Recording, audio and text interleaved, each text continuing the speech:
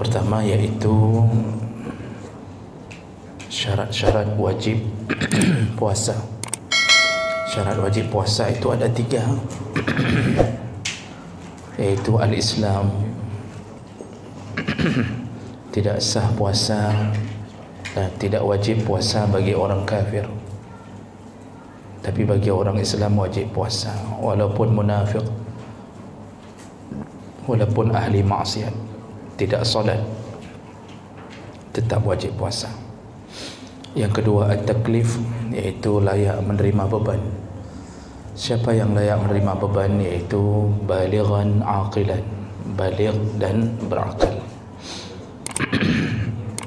Kalau baligh tapi tidak berakal, maka tidak wajib. Kalau berakal tapi belum baligh, juga tidak wajib.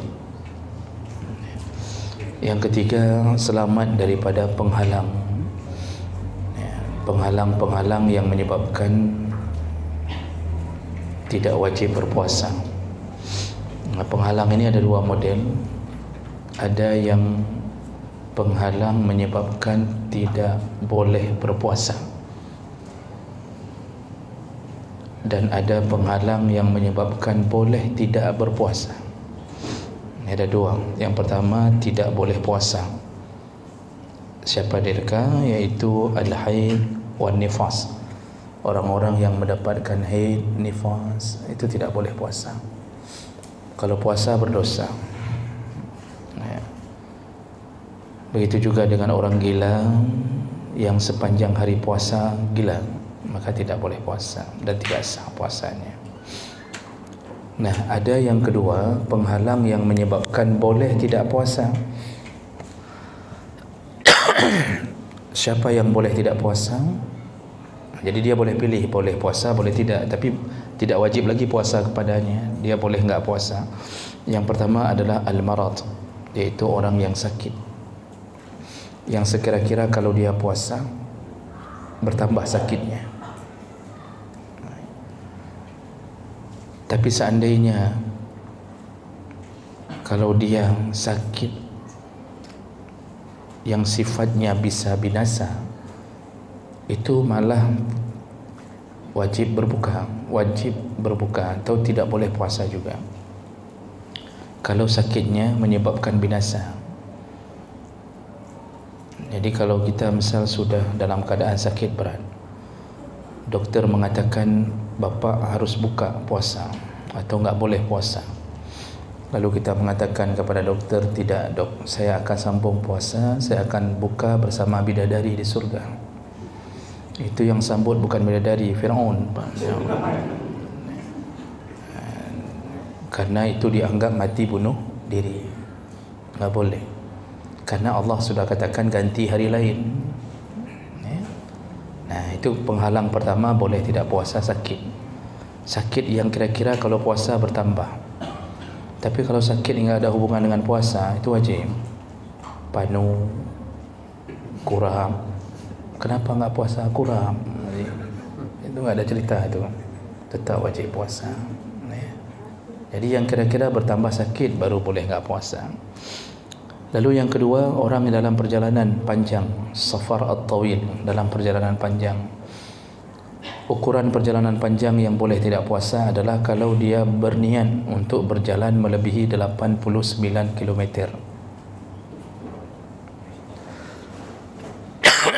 atau 90 km. Lalu safar itu safar mubah, bukan safar maksiat. Kalau safar maksiat enggak boleh, enggak diizinkan berbuka. Misal safar untuk mengedarkan sabu-sabu, enggak boleh berbuka. Safar untuk menemui selingkuhan, enggak boleh berbuka. Tapi biasanya yang begitu-begitu enggak puasa. Biasanya, Pak. Nah, jadi ini orang-orang ni boleh tidak puasa. Namun yang harus diingat satu syarat yang terakhir, ini yang paling penting. Orang kalau melakukan perjalanan panjang boleh tidak puasa kalau bisyarat ay yastaghrika as-safar sa'ir al-yawm, perjalanannya sepanjang hari ketika sudah masuk puasa itu dia memang safar. Bagaimana maksudnya ini? Ketika datang wajib puasa. Kapan wajib puasa itu? Ketika imsak. Imsak itu azan subuh. Itu ketika datang wajibnya puasa, dia sudah posisinya safar. Itu yang boleh enggak puasa. Imsak jam 5, azan subuh imsak contoh jam 5. Bapa merencanakan ke Banda Aceh. Banda Aceh sudah melebihi 90 km. Jadi yang dilihat rencana, bukan sudah sampai 90 km, rencana. Sebelum datang azan subuh, bapa sudah keluar dari rumah. Jam 4 dah keluar atau setengah 5 dah keluar. Begitu datangnya azan subuh dalam Ramadan, iaitu datang waktu imsak, posisi kita sudah di dalam safar, sudah dalam perjalanan, sudah sampai ke Kerumane, tidak lagi di rumah, tidak lagi di kampung. Yang tipe ini itu boleh tidak berpuasa hari itu, walaupun dia sanggup. Kalau dia mau puasa terserah, kalau mau puasa terserah, itu lebih bagus. Tapi dia dibebaskan dari puasa. Allah yang mengatakannya. Kata Allah, "Wa man kana maridan aw 'ala safarin fa'iddatum min ayyamin ukhar." Barang siapa yang sakit dan di atas perjalanan, maksudnya ketika datang wajib puasa itu dia sudah dalam perjalanan, maka gantilah di hari yang lain. Itu syaratnya. Jadi boleh enggak puasa hari itu. Sepanjang perjalanan enggak puasa boleh. Tapi yang model sahur di rumah, ketika azan datang dia di rumah, belum berangkat, baru berangkat habis solat subuh, berarti ketika datang wajib imsak, wajib puasa, dia posisinya bukan musafir tapi mukim, masih di rumah. Nah ini walaupun rencana ke Banda Aceh, enggak boleh enggak puasa, harus puasa Pak. Karena ketika datang wajib puasa, dia mukim bukan musafir, wajib puasa. Jadi boleh berbuka ketika di jalan menemui kesulitan. Jadi berbukanya bukan karena musafir, tapi karena menemui kesulitan, enggak sanggup lagi. Begitu sampai di Selawah, udah enggak sanggup lagi. Lewat di depan orang jualan air tebu, makin enggak sanggup lagi. Lewat di depan orang jualan timun-timun kecil tu, bertambah-tambah lemasnya. Udah mumang-mumang, nampak apa-apa lagi. Berbuka, silahkan. Tapi bukanya bukan karena musafir, tapi karena kesulitan. Jadi itu selama ini orang salah faham, mengira asal mau ke Medan, berangkat jam 7 pagi pun boleh enggak puasa. Nanti dalam mobil tu dengan keluarga musyawarah, kayak mana kita buka aja. Kan kita safar. Salah, enggak ikut pengajian lancang garam, itu akibatnya. Yang boleh enggak puasa itu yang ketika datang imsak dia sudah musafir. Jadi ketika dia wajib, posisinya musafir, itu yang boleh enggak buka. Itu boleh enggak puasa. Selama ini kesalahfahaman terjadi, mengira asal sudah safar sudah boleh. Enggak, baru boleh kalau menemui kesulitan. Sudah berkunang-kunang, nampak lagi bintang-bintang sudah mulai berkeliaran di atas kepalanya, itu baru boleh. Nah, Imam Syafi'i menegaskan hukum ini tidak berlaku yang orang-orang yang mudi mas safar, iaitu orang-orang yang selalu dalam perjalanan. Enggak berlaku hukum itu. Contohnya para supir, yang kerja supir, tiap-tiap hari dia dalam perjalanan. Selama Ramadan pun dia keluar sebelum subuh dari Medan ke Lok Semame Medan, Banda Aceh Medan, begitu-begitu. Dia selalu memang keluarnya sebelum subuh. Ketika azan subuh datang memang sudah musafir. Tapi enggak berlaku bagi dia. Tidak berlaku bagi dia. Jadi para supir tetap wajib puasa.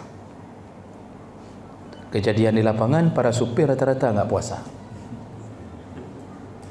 Minum di depan penumpang, dosa besar. Ini supir-supir ni terlalu pede.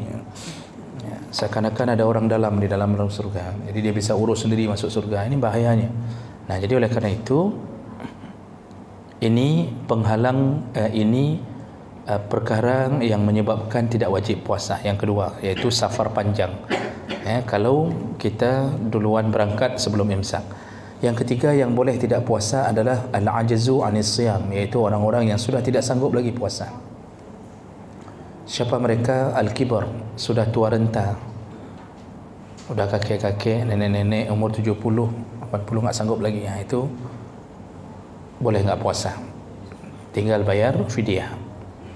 Yang kedua yaitu marad alladhi la yurja shifa'uhu, orang yang sakit yang tidak mungkin sembuh lagi. Jadi enggak ada harapan untuk ganti. Memang kata doktor, dalam kacamata doktor dia enggak mungkin sembuh. Mereka enggak usah puasa lagi. Jadi bapak ibu yang kalau punya nenek atau kakek enggak sanggup puasa lagi, jangan dipaksa. Pernah dipaksa, hari pertama pingsan, hari kedua pingsan, asal sudah mulai dengar puasa pingsan. Diajak jalan-jalan ke Gunung Salak, enggak pingsan-pingsan dia. Jadi yang sudah enggak sanggup lagi bayar fidyah. Nah, kapan bayar fidyahnya? Fidyah itu dibayar setelah melalui hari puasanya. Jadi bukan bayar fidyah di awal di bulan Syaban. Kita bilang, nak tolong bayar fidyah bapak sebentar untuk bulan Ramadan ni, enggak sanggup puasa bapak kali ni, dah lemah sekali, diabetes, asam urat macam-macam. Enggak boleh bayar fidyah sebelum waktunya. Jadi fidyah itu baru muncul setelah harinya dilalui. Hari ini bayar fidyah untuk puasa kemarin, minggu ini bayar fidyah untuk puasa minggu kemarin. Ambil 7 hari bayar, atau bayar fidyah nanti malam terakhir Ramadan, bayar fidyah langsung untuk hari yang telah berlalu, itu juga boleh. Yang penting lalui dulu harinya, karena tidak akan muncul fidyah kecuali hari itu telah dilewati. Berarti betul-betul enggak sanggup melalui hari itu, muncul fidyah. Begitu cara bayar fidyah. Bagaimana cara, berapa yang harus dibayarkan? Allah mengatakan wa 'alal ladzina yutiqunahu fidyatun ta'amu miskin. Orang-orang yang sudah tidak sanggup puasa membayar fidyah dengan cara memberi makan orang miskin. Jadi miskin, khusus miskin. Tak boleh kasih fidyah ke anak yatim, kecuali yatim itu miskin. Tak boleh kasih fidyah ke janda, kecuali janda itu miskin. Syaratnya miskin. Beda dengan zakat. Zakat 8 kelompok boleh kasih. Fidyah khusus orang miskin. Fakir di bawah miskin lagi itu boleh, di bawah miskin lagi. Nah, jadi bayar fidyah itu boleh dua cara. Boleh kasih makanan jadi langsung, beli nasi bungkus, nasi kotak, sekira-kira harga 15.000 lah. Kasih jus satu 15 sampai 20.000 untuk satu hari. Kasih ke satu orang miskin untuk mengganti satu hari yang telah berlalu. Boleh kasih makanan, kirim setiap untuk buka puasa, kirim untuk orang miskin, boleh. Pokoknya orang miskin ni ketika buka nasi bungkus kita, dia enggak merasa miskin, dia merasa kaya. Begitu buka ayam penyet, geprek, jangan sampai gitu dia buka, dia mengira ini kayaknya sama-sama miskin ni. Kok kering dua ana, pak, ikan teri dua biji, ditaruh lado di kepala ikan teri ni sikit. Yang lagi-laginya lebih baik fidyah, malai-malai itu mentang. Kasih fidyah yang baik, yang bagus untuk orang miskin. Atau boleh kasih beras, makanan pokok boleh. Dalam banyak pandangan, termasuk mazhab Syafi'i, membolehkan dengan beras. Ukuran beras antara 600 sampai 700 gram. Tidak sampai sekilo untuk satu hari yang tinggal. Cuma ya kalau kasih dengan beras, apalagi zaman sekarang minyak goreng sedang naik, kasih beras itu kasihan orang miskin, enggak bisa dinikmati juga. Dia harus mikirkan lauknya, dia harus enggak bisa langsung dinikmati. Jadi kalau disuruh pilih, memilih makanan jadi itu lebih utama. Jadi itu cara bayar fidyah. Boleh kasih sekaligus untuk 30 orang kalau 30 hari tinggal. Boleh dicicil-cicil, setiap hari kasih satu. Kalau satu keluarga ada 5 orang, anggota keluarga miskin semua, berarti sudah 5 hari kita bayar di situ, kasih 5 kotak. Boleh juga dengan beras tadi. Atau undang orang miskin ke rumah juga boleh, kasih makan 30 orang miskin. Cuma kalau kasih undang orang miskin ke rumah kan agak berat sedikit karena harus ada angpau lagi. Nanti bungkusan dia pegang lagi. Kalau sanggup boleh, itu berarti sedekah lagi. Kalau enggak sanggup jangan habis kasih pep-pep. Aku depa lagi, aku bayar lagi. Jangan sampai begitu. Kalau kasih sempurna, ikhlaskan kasih. Nah, ya. Baik, itu syarat wajib puasa. Islam, balik berakal, kemudian selamat dari penghalang-penghalang puasa. Lalu syarat sah puasa. Syarat sah puasa 3. Al-Islam. Islam, enggak sah puasa orang kafir. Selain kafir sah. Ahli maksiat sah. Para preman enggak pernah solat, sah puasanya. Enggak pernah solat. Dalam Ramadan pun enggak salat, sah enggak puasanya? Sah. Kalau dia orang Islam. Sah, tetapi karena enggak solat, pahala puasa tidak tahu diletakkan di mana. Karena solat ini fondasi. As-salatu imaduddin, kata Rasulullah. Solat itu tiang. Enggak ada solat, kebaikan apapun enggak bisa diletakkan. Makanya orang yang hanya puasa enggak solat, puasanya sah tapi bangai. Solat ini tetap dia buat fundament ini solat. Selama atas nama orang Islam sah puasa. Yang kedua, al-aqlu. Lihat di sini Bapak, tidak disyaratkan lagi baligh. Tadi waktu syarat wajib, syaratnya balik berakal. Waktu syarat sah, enggak ada syarat baligh. Yang ada syarat berakal. Apa maksudnya? Belum baligh pun atas nama sudah berakal, sah puasanya. Makanya anak-anak kita itu ukuran berakal anak-anak itu ukurannya umur 7 tahun, tamyiz. 7 tahun ke atas itu sudah mulai berakal tu. Dia sudah tahu baik buruk, kita bilang duduk, dia duduk, kita bilang diam, dia diam, sudah tahu dia. Itu berakal, tamyiz. Tapi belum baligh, sahkah puasanya? Kalau selamat puasanya daripada pembatal-pembatal, sah. Makanya disuruh didik anak-anak yang umur 7 tahun untuk puasa, Pak. Bapak yang masih punya anak umur 7 tahun, anak bukan isteri, jangan sampai punya isteri 7 tahun, yang punya anak umur 7 tahun tu suruh didik anak-anak puasa. Sah enggak puasa mereka? Sah. Mereka tahan sampai maghrib, sah. Tapi pahalanya berpahala, tapi pahala tidak dicatat untuk mereka, tapi untuk orang tuanya. Karena mereka enggak ada catatan amal, baru dibuka catatan amal anis sabi hatta yablugh, anak-anak ketika sudah balik baru pena malaikat tercatat untuknya. Baru ada pahala untuk mereka. Jadi yang umur-umur 7 tahun kita suruh puasa, itu pahala untuk kita, Pak. 10 tahun belum mau puasa, suruh pukul, dikiaskan ke salat. Ditulis juga dalam banyak kitab, iza balagha 10 sinin fadribuhu, pukul dia kalau belum mau puasa umur 10. Dididik tu. Jadi manfaat tu dia apa? Walaupun enggak ada pahala, dia dapat pendidikan terbaik untuk melanjutkan amal saleh. Kita dapat apa? Kita dapat pahala dari puasanya dia. Tapi bapak jangan kasih tahu anak-anak, nak, besok puasa ya nak, tapi kamu enggak ada pahala. Pahala untuk bapak. Anak nyaut, mengatak dah ni. Adik puasa, bapak dapat pahala. Oh, ni puasa juga dah. Gitu. Jangan kasih tahu Pak, itu rahsia antara kita saja. Jangan kasih tahu anak-anak. Jadi begitu, berakal yang menjadi syarat sah. Balik enggak jadi syarat sah. Didik anak-anak puasa, dan jangan biasakan didik anak puasa setengah hari. Kita ini korban-korban didikan setengah hari dulu, Pak. Dulu kan kita dididik nak puasa yang setengah hari aja pun boleh. Kita buka zuhur, fikir ada pahala zuhur, enggak ada. Anak-anak tetap didik 1 hari, jangan setengah hari. Salah kalau didik setengah hari.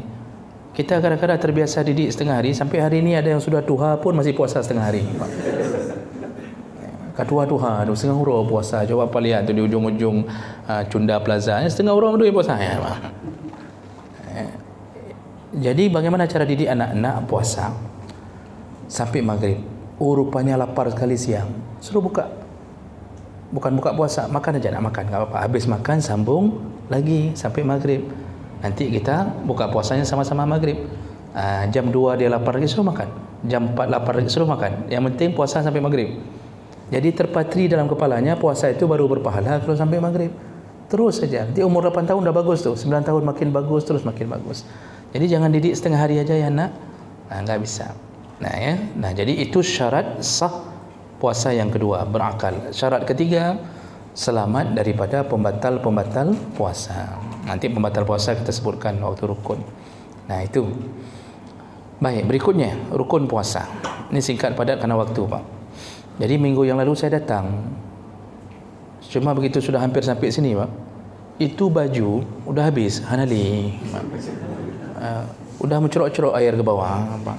Kalau saya datang basah nih semuanya nih, terpaksa saya banting setir balik. Nggak bisa lagi, nggak bisa datang lagi memang. Ya, saya sampai ke sana tu, udah sampai, karena teruk tu, terpaksa balik. Ya. Saya WA Pak Rahman sama Pak Jamal untuk memberitahu. Jadi saya datang, pahala saya sudah dapat. Memang amplop mana meremput.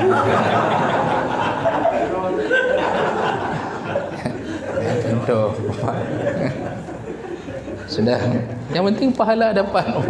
Kan begitu ceritanya. Dah. Okey, rukun-rukun puasa. Nah, rukun-rukun puasa itu ada dua. Rukun puasa itu ada dua. Pertama an-niyah. Wajib niat.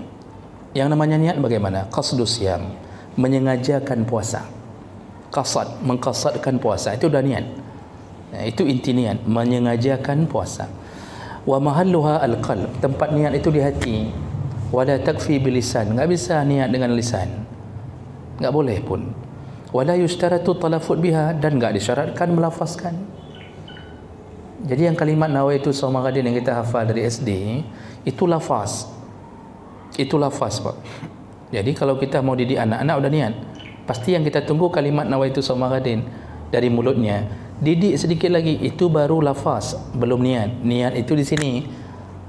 Seharusnya kita bilang lagi nanti sama isteri sama anak, sekarang bersihkan di hati. Nah, niat itu di sini, enggak disyaratkan melafazkan. Kita kan dimenasah-menasahkan sering habis salat tarawih, sekarang kita niat sama-sama nawaitu shauma ghadin. Itu lafaznya. Kalau mau niat yang sebenarnya, bersihkan di sini. Nah, kalimat itu bersihkan di sini, baru disebut niat. Nah, niat itu syaratnya 3. Baru sah niat dalam Ramadan. Jadi dalil niat itu innamal a'malu binniyat. Hadis Nabi menyebutkan enggak sah puasa semua, enggak sah amalan kecuali dengan niat.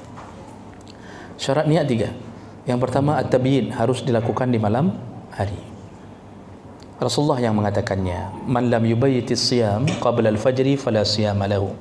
Barang siapa yang tidak meniatkan puasa di malam hari, maka tidak ada puasa untuknya. Maksud malam itu kapan? Mulai dari maghrib sampai sebelum terbit fajar. Itu yang dimaksud dengan malam. Batasan berniat habis buka puasa langsung bersih di hati. Paling kurang sebelum azan subuh. Baru sah. Maka dibuat di sini. Fa in lam yaqsud ila siyam illa ba'da tulu'il fajr batalat an-niyah wa batala as-shaum. Barang siapa yang enggak membersihkan niat sama sekali di hatinya, mulai dari maghrib sampai selesai azan enggak ada bersihkan niat, maka tidak ada puasa, enggak sah puasanya. Contoh tertidur, dari habis maghrib tertidur, terbangun habis azan subuh Pak, enggak ada sedikit pun ini bersihkan untuk puasa besoknya, tertidur.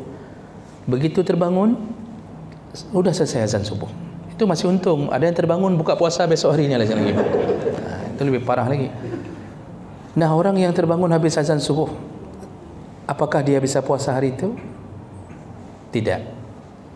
Dia enggak ada puasa untuknya. Ganti di hari lain. Berdosakah? Tidak juga kalau enggak disengaja. Kalau disengaja yang dosa. Jadi enggak ada puasa tu. Tapi walaupun enggak ada puasa, nanti dia wajib qada di hari lain. Walaupun enggak ada puasa, yang dia tetap disuruh imsak, disuruh bertahan seperti orang puasa. Sama kayak orang-orang haid, ibu-ibu yang haid itu enggak boleh orang haid suka-suka di siang hari Ramadan. Jadi jam 10 udah beli Indomie, telur 2, udang sedikit, kepiting, lalu taruh makan Indomie di depan anak sama suami. Dia tanya sama anak, kenapa mama enggak puasa? Mama haid. Nah, kalau anak mau kayak gini, haid dulu. Nah, kata mamanya.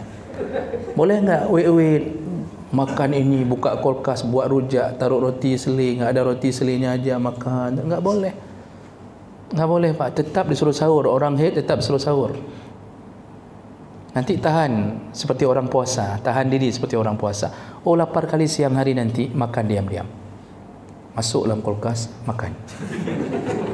Sudah selesai, keluar dari kulkas. Jadi jangan ketahuan, tutup pintu kamar, makan diam-diam. Anjir, wait, galak-galak, wait lah rumah yang semua menu berbuka dihabisi sama si haid ini, sama si, enggak boleh. Begitu juga orang yang enggak bisa puasa gara-gara lupa niat. Nah, jadi ini yang perlu dipahami dulu. Nah, sekarang masalahnya ada orang lupa mengucapkan niat, lupa melafazkan, tapi dia sahur. Sah nggak puasanya? Sah. Kenapa? Dia bangun sahur itu apa? Itu puasa. Kan masa ada orang bangun sahur hari raya, sahur hari raya, mana ada?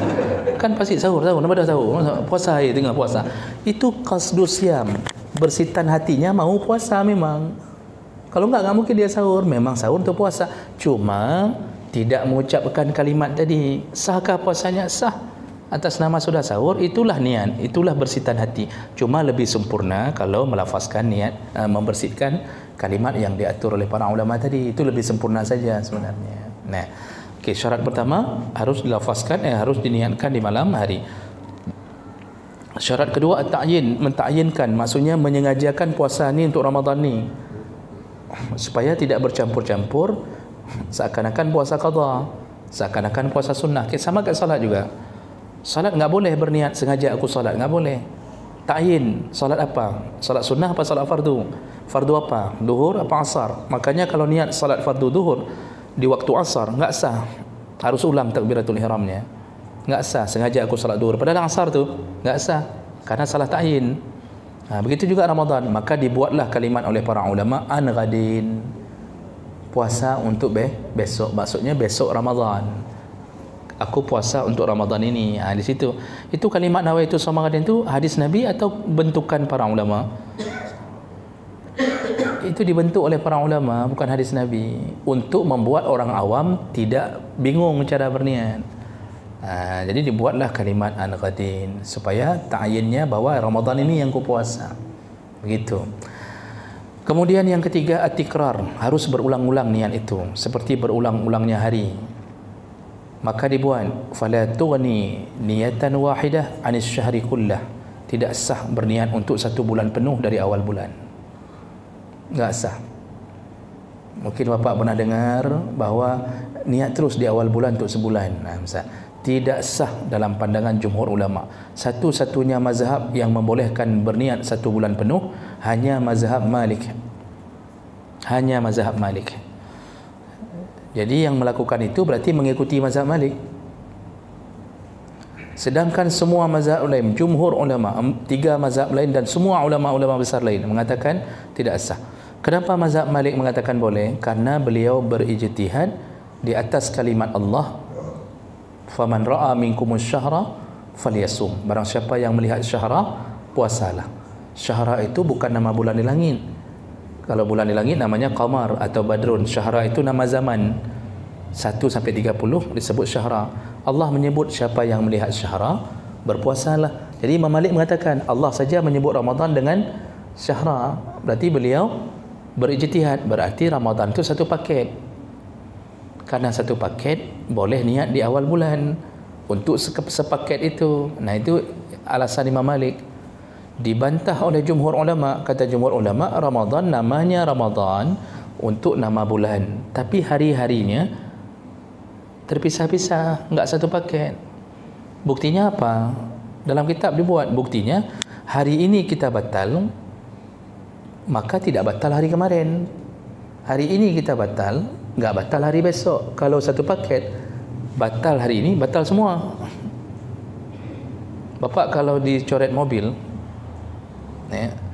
dicoret bahagian pintu, itu bisa dicat pintu aja, bisa dicat garis tu aja, kan nggak bisa. Siapa pintu bayar cat? Begitu 1 paket. Jadi catnya 1 paket itu begitu. Ini Ramadan nggak begitu. Hari ini batal, besok tetap lanjut seperti biasa. Membuktikan hari-hari Ramadan terpisah. Oleh karena itu wajib berniat terpisah. Maka dalilnya mana? Nabi tadi mengatakan barang siapa yang tidak berniat di malam hari maka tidak ada puasa. Kan Nabi mengatakan yang tidak berniat di malam hari enggak ada puasa untuknya besok. Nah, namun ada mazhab ulama-ulama mazhab Syafi'i, contoh dalam kitab Bajuri juga disebutkan, ada yang mengatakan begini, berniat di awal bulan mengikuti mazhab Malik untuk berjaga-jaga, takut lupa niat di tengah perjalanan Ramadan. Itu anjuran, tapi tidak dikuatkan anjuran itu. Artinya tetap wajib niat di setiap hari, tetap wajib niat setiap hari. Sudah, itu rukun pertama puasa, an-niyah. Rukun kedua, al-imsak, iaitu menahan diri dari al-mufattarat, pembatal-pembatal puasa. Apa saja yang bisa membatalkan puasa? Pak, ini harus kita tahan. Kalau mau Ramadan kita sah, puasa kita sah. Yang pertama, al-aklu wasyurb, iaitu tahan diri dari makan dan minum. Makan minum baru batal iza kana amdan, kalau terjadi dengan sengaja. Wa in kana qalilan, walaupun sedikit. Bapak sahur dengan timpan pakai kelapa. Jam 9 pagi keluar tu timpan. Ke kelapanya, ke timpannya keluar, kelapanya keluar dari sela gigi. Ditelan. Padahal kecil aja tu, enggak mengenyangkan. Begitu ditelan, batal puasa hari itu. Kenapa? Karena menelannya dengan sengaja. Tapi kalau tidak sengaja, lupa, mau makan 3 piring pun enggak batal. Udah makan 3 piring, baru diingatkan sama isteri, bang, enggak puasa, ini Ramadan nih. Kata si abang, oh ya, Masya Allah, katanya, Alhamdulillah. Gitu. Batal tidak? Tidak. Apa kata Rasulullah? Man nasiya wa huwa sha'im. Barang siapa yang lupa dalam keadaan sedang puasa, fa akala aw syariba, lalu dia makan dan minum, falyutimma shaumah, sempurnakan saja puasanya. Maksudnya suruh sambung puasanya. Fa innama at'amahu Allah wa saqahu, dia sedang dijamu oleh Allah. Jadi yang makan siang hari Ramadan lupa, dia itu tamu Allah. Saya sudah 30 tahun lebih berpuasa, belum pernah jadi tamu Allah. Saya berharap mudah-mudahan tahun ini bisa sekali dapat. Jadi Bapak Ibu, itu enggak apa-apa. Sekarang yang jadi masalah, begitu diingatkan, enggak sempat minum. Hai bang, anak puasa. Kita baru makan ayam penyet, pedasnya luar biasa.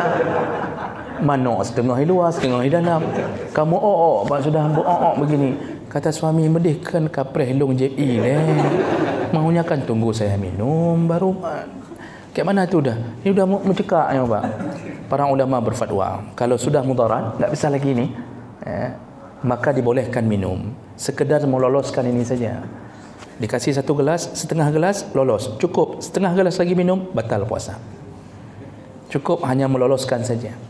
Dibolehkan. Baik, itu yang pertama yang harus kita tahan dalam Ramadan. Yang kedua, wusul ain ilal jawf min manfazin maftuh. Masuk sesuatu dari rongga yang berlobang dengan sengaja. Rongga berlobang itu apa saja? Al-fam, mulut, al-uzun, telinga, al-anf, hidung, qubul wa dubur, 5. Mulut, hidung, telinga, qubul dan dubur, 5. Ini rongga berlobang. Kalau masuk sesuatu dengan sengaja, batal. 1 tetes air atau 1 tetes obat telinga masuk dalam Ramadan, siang hari Ramadan, batal puasa. Tapi 1 tetes air masuk ke dalam mata, ghair mufattarah, buat tetes mata masuk, enggak batal. Kenapa? Bukan rongga berlubang. Mata itu bukan rongga berlubang. Suntik juga begitu, menyuntikkan sesuatu ke dalam rongga berlubang, batal. Endoskopi, masuk ke dalam kemaluan, ke dalam, dicek isi perut, bahkan banyak korupsinya atau tidak, kan? Itu pakai endoskopi, itu batal enggak batal. PCR, masukkan ni ke dalam sampai sini. Ini hidung ni yang boleh masuk, itu batasannya jauf. Ini jauf ni dekat insang ni, dekat mata ni, ini jauf ni. Ni telinga tulang ini. Kalau masuk ke dalam sini, batal puasa. Walaupun benda itu ditarik kembali dengan sengaja. Tapi kalau model di bawah jauf di sini, misal bapak ngupil sambil nunggu buka puasa, ngupil hidung, batal enggak? Enggak. Yang jadi masalah apa? Ini bekasan ngupilnya dicilet ke meja orang, ini yang masalahnya. Sedangkan puasa enggak batal. Jadi nyo yang lanjut nyo. Makanya PCR itu bisa batal puasa. Oh, bapak enggak bisa pulang. Pulang ke kampung di mana? Misal Lombok misal. Enggak bisa pulang gara-gara harus di PCR dulu di bandara. Hari itu batalkan saja, sudah, enggak apa-apa, ganti hari yang lain, itu berarti sudah mudarat itu. Nah, jadi itu kuncinya. Kuncinya rongga berlubang. Menyuntik bukan pada rongga berlubang, suntik di sini nih, kulit. Batal tidak? Tidak. selama tidak mengirimkan makanan. Kecuali yang dikirim makanan, contoh infus, itu makanan, vitamin, yang dikirim makanan, itu baru batal. Bukan karena suntikannya, karena makanannya. Tapi suntik pada pori-pori enggak masalah. Donor darah, al-fasdu, bekam, al-hijamah, tidak batal, cuma makruh. Makanya dimasukkan dalam bab makruh. Berbekam, donor, ambil darah, kemudian masukin sesuatu yang bukan makanan ke suntik, itu tidak mengapa. Namun makruh. Misalnya habis donor, kenapa makruh? Karena takut lemah setelah itu. Habis donor kan lemas, makin lemas waktu dikasih peluk botol kacang hijau, tambah lemas itu. Tambah lemas, dikasih telur 2, lemas terus. Nah, jadi itu membuat lemah, itu yang menyebabkan makruh. Batal tidak. Tapi kalau tidak sengaja, enggak apa-apa. Nah, dia buat contoh sini, law wasala jawfahu zubab aw ba'udah. Ada orang yang masuk lalat dan atau nyamuk ke dalam mulutnya. Jadi mungkin nonton sinetron Duha habab itu Pak. Masuk lalat tepat langsung tenggorokan. Batal tidak? Tidak. Kecuali bapak cari lalat makan baru batal. Dia masuk sendiri, salah dia. Dia cari mati itu namanya. Apalagi dia enggak tahu kita omnivora. Kita bisa memakan apa saja. Enggak batal kalau enggak sengaja. Kalau sengaja baru batal. Nah, sekarang bagaimana hukumnya kalau menelan ludah dengan sengaja? Menelan ludah dengan sengaja la yuftar, tidak batal. Walaupun berulang-ulang keluar telan. Baru batal dengan 2 model. Yang pertama, kalau ludah itu bercampur dengan darah, bernajis. Gusi berdarah, bercampur ludah, kita telan, batal. Cabut gigi di waktu siang hari Ramadan, batal tidak? Enggak batal, kecuali bapak telan tu gigi yang sudah dicabut itu, baru batal. Atau darahnya bapak telan, baru batal. Ini bisa kita jaga, enggak kita telan, enggak batal. Nah, yang kedua, baru batal ludah itu kalau ludah itu sudah keluar dari bibir, masuk lagi, batal. Jadi posisinya sudah di luar. Tidur siang, mengalir sini sikit, mengalir. Dibangunkan isteri, bedah hasa kata dia. Begitu bedah hasa, tapi juga kita selurup lagi ke dalam awak. Prop selurup lagi, batal. Kalau dalam kitab fiqh Islami ini disebutkan contoh lain, ada orang misal ibu-ibu ni perlu masukkan benang ke jarum, kan dipiam dulu itu, diisap benangnya supaya mudah masuk. Rupanya enggak masuk juga.